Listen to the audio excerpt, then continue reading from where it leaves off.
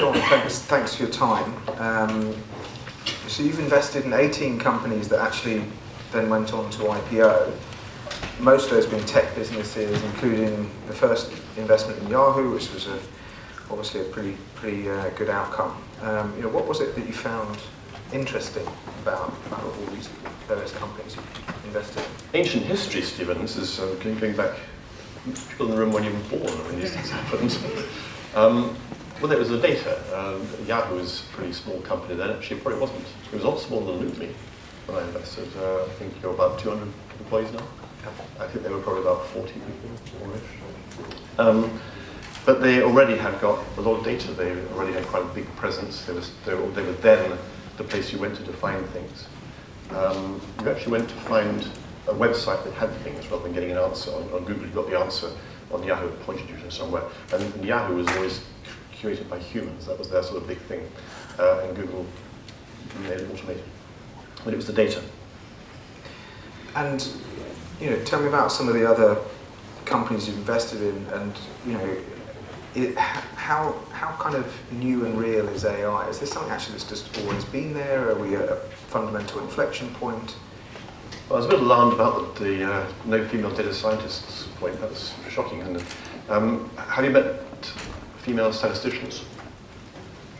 And the joke in Silicon Valley is the difference between a data scientist and a statistician is $100,000 a year plus equity.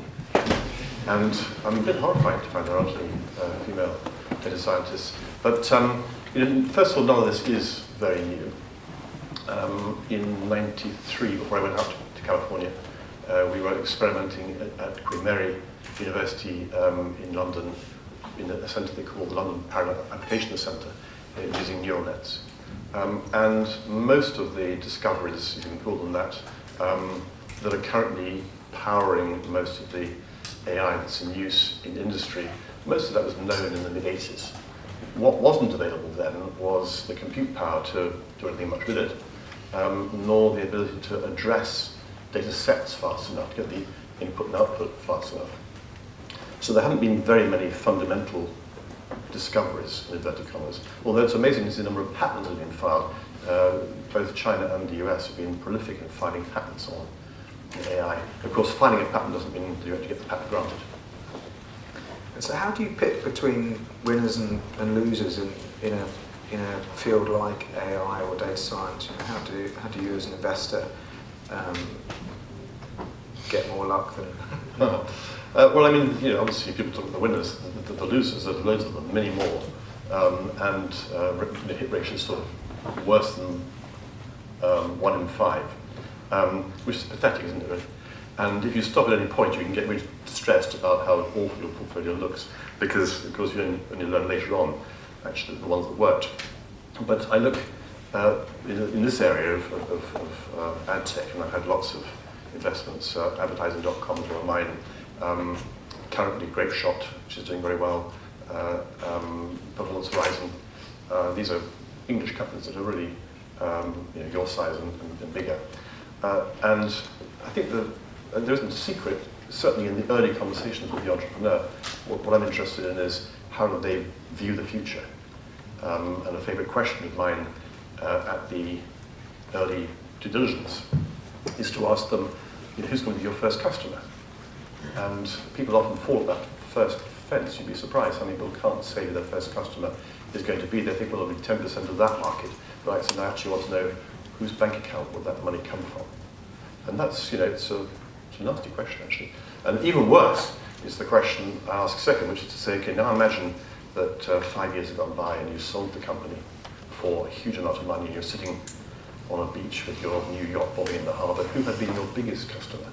And if you can figure that out, if you can work out who actually will pay you the most money in 5 years' time, then you've worked out what the shape of the company is. In fact, if I got the answer to those two questions, I can pretty much back out a P&L and balance sheet for the company. Don't ask me to try. But it's can the entrepreneur envisage the future that he wants to actually, or he or she wants to create? I think our first ever paying customer was Amazon, actually, 6 years ago, back in that shed. obviously we can't claim all of the success they've had in the last 6 years. But you help them on the way. Yes, yeah. We're not quite on our yacht yet as well, although we do sometimes have a bit of fun in Cannes. So there's a walk report that came out recently with Deloitte Digital that says that 58% of global CMOs believe that within the next 5 years, companies will need to compete in the AI space to succeed. You know, we also heard some comments similarly earlier from e-consultancy around whether or not AI will be there, will your brand be there? You know, do you see AI as make or break for businesses? Well, I think it has to be, doesn't it? If you look at both money that's being spent, but also the improvement. What I do think is there is a big confusion between this idea of generalized AI and narrow AI or something like machine learning. You can break AI down into chunks, and if you're interested, there's a really wonderful book which is called The Master Algorithm, which is hard work, but you'll certainly be able to get through it if you've got a little maths. And it divides up the various types of AI into component parts. The one that is most deployed in the companies I'm investing in is machine learning, and it relies totally on having a good data set to train it. I thought Leonard's points earlier on were excellent. People often will pick a target, a training set, they'll train the algorithm, then they'll try and apply that to some new set they haven't seen before, and it works for a while, then stops. And this is a problem known as brittleness. I don't think we yet know to what extent the machine learning algorithms that are currently in use in various areas will prove to be brittle. It'll probably take a bit more of the economic cycle to know.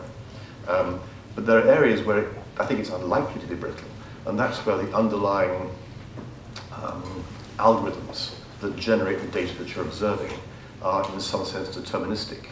So for example, in a biological system, and I've got several companies in my portfolio that are applying machine learning to the human body, looking for cancer in the lung, for example. Now, those equations haven't changed since we evolved from apes, and maybe they're even the same in apes, I don't know. But they haven't changed much. So if you take a sample from this group and then try and apply it to some other group, the likelihood is that the relationship between temperature and fainting will be stable. It changes somewhat, but it's likely to be stable. So if you take a new set of data and try and apply it, it's unlikely to be brittle. So that's my sort of investment thesis. Now I'm going to shoot you all, sorry.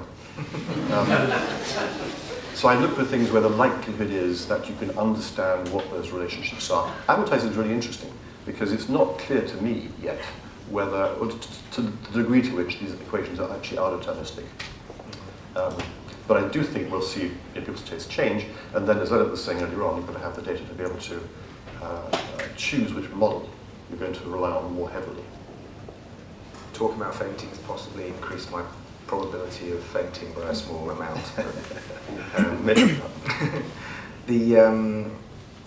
When you look at those industries, you know, I'm sure it's very gratifying to invest in health businesses, as well as businesses involving brands that you know, saving lives rather than maybe enriching them through brands and advertising is perhaps a stretch, but I'll go with that. You know, do you see any kind of, you know, what will be the pervasiveness and where do you see killer applications within business around artificial intelligence, you know, and how does that sit relative to media? Are we kind of right in the perfect storm, sweet spot of media and advertising, marketing have been heavily impacted versus other industries? What's your kind of view on that? Well, I think clearly you've got the data, haven't you? I mean, one of the great things about this industry, and always has been, is the amount of data that you can collect. Collecting it and using it safely and ethically and legally, this is going to be more of a challenge. And GDPR is a huge change, I think, which people are not yet fully prepared for. Probably there won't be until after the first court case, sadly. But one of my companies, Privatar, is helping to make data that you process, allow it to be processed ethically and safely. So I think there's a lot of stuff that can be done. But picking up your question more precisely, advertising, I've got several investments, I think I mentioned those. I think all of them are using machine learning. In marketing, one of a company called Growth Intelligence, which is simply letting you figure out which lead in your pipeline is likely to convert next. Really great use of narrow machine learning. A company spotting small node carcinomas in the lung people are good at spotting large cancers, they're not so good at spotting small ones. Even a really boring one, I shouldn't say this, maybe here. It's not boring to him. As an investor, it's not boring to me either. But some people might think it's boring, which is just allowing you to automate test scripts for people writing code, which is still largely done by hand. And it's very boring. So even people doing it think it's boring. Like my faxes in the beginning of my... Exactly like your faxes. So being able to do that better, and of course it needs lots of data. So the other thing I look for is, do they have the ability to access large quantities of data? You already got it. I mean, you're at the point where you're introducing machine learning and eventually a whole framework for AI at the point where you are the largest mobile video advertising company. I mean, I don't know how many UK companies can even use that sentence. I was trying to think of a few. Which UK companies can say they're the largest anything? WPP, but it's fragmented. Arm, but they've just been acquired. So I think that's really interesting about LoopMe. The company, the lung cancer company, they have access to data from 3 large hospitals, both here and overseas. So the ones that will be successful, I think, in applying it will be where they've got the data, where there's the likelihood they're going to get more data, where they've figured out the safe, ethical use of the data so that they aren't tripped up by changes in the law. And by the way, it's interesting, in the States, when I talk to customers in the States, people like Privatar, they don't ever really talk about GDPR, they just talk about trust. So for us, GDPR becomes a proxy for trust between us and customers. In the States, they just talk about trust. They want to improve the relationship of trust. So do you think Cambridge Analytica and Facebook is kind of a watershed moment or a true turning point, or is it just part of the narrative along a conversation about privacy that has and must and continues to evolve, and how does that sit compared to GDPR as a kind of milestone for the industry? Well, it's interesting. Where does this idea of privacy come from? When I got interested in this back in 10, 15 years ago, people like Zuckerberg were saying that privacy is dead. Even Scott McNeely's son, years before Facebook, said privacy is dead, get over it. That's his little phrase. And I got offered a chance to go to Harvard for a couple of years on fellowship. And the first thing I did when I got there was to register for their privacy course because I was interested. And they only had 35 seats. And they had 150 people trying to get into the auditorium. And I thought, perhaps they do care. So that's how I got involved in this privacy stuff. But if you're trying to think where did it originate, I think you can say, in the Northern Hemisphere at least, it originated at the point when chimneys were invented so that you didn't have to all sit in the same room at night in front of one fire. The minute you've got a chimney, you've got different rooms and doors, you get some idea of privacy. I don't think they're going to get rid of that in a hurry. I really don't. And Mike Lynch, who some of you might know, a great UK entrepreneur, used to have a little debate line where he said, well, actually, it's over, privacy is done. Anyway, it's a Victorian artifact. We shouldn't even say that we're sorry about losing it. And then I said to him, well, Mike, how are the kids? And where are the kids? Right now. At some point you start shifting. So I don't think the price is going. And actually, Elizabeth Denham, who's our information commissioner, yesterday said that that this was a watershed moment for Facebook. The realization of what was happening with the data is a watershed moment. Now, what they were doing, a lot of the other journalists said, what the journalists were doing, how did you not know? How did you not know this is what was happening with the data? I knew what was happening with the data. I started a company around. I've got 2 patents on how you prevent it happening. So why was there no coverage in the press? Last point on that, I think, is the whole GDPR is based on the idea of consent. I consent to have my data used in a certain way. I give that consent because I get some free product in return. I worry about that as being the foundation for the legal position. I'm not sure you can give informed consent very easily when it comes to data usage, because you don't know what harm might be in future.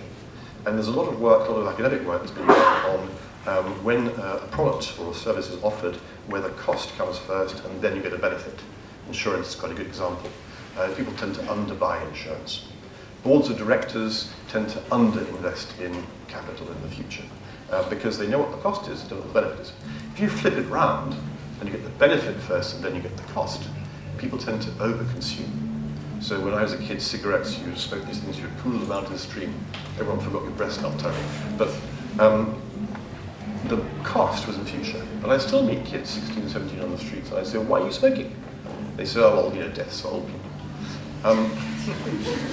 And the sugar in food in the current generation, they're just trying to legislate for sugar in food because you don't give consent when you eat a donut. Tastes great.